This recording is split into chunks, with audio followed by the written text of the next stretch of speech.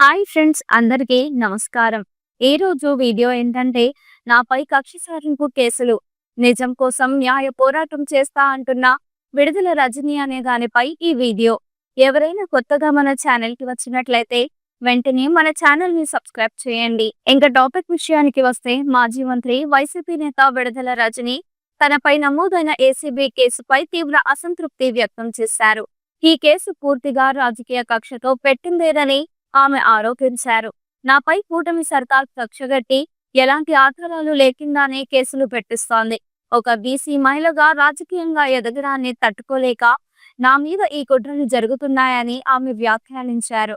ఇటువంటి కేసులతో తనను భయపెట్టాలని చూస్తున్నా తాను వెనకడుగు వేయబోనని స్పష్టం చేశారు. విడుదల రజనీపై ఇటీవల ఓ క్రషర్ స్టోన్ యాజమానిని బెదిరించిన కేసులో అవినీతి నిరోధక శాఖ కేసు నమోదు చేసింది. అధికార మార్పు తర్వాత గత ప్రభుత్వానికి సంబంధించిన అనేక నేతలపై విచారణ జరుగుతోంది.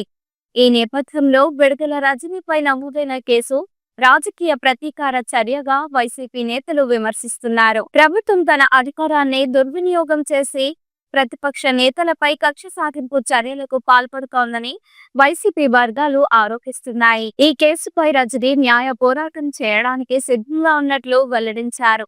ఇలాంటి కుట్రలకు భయపడే ప్రసక్తే లేదు. నిజాయితీగా పనిచేసిన వ్యక్తిని అక్రమ కేసులతో వేధించడం అన్యాయం. చట్టపరంగా న్యాయం కోసం పోరాడతా అని ఆమె తెలిపారు.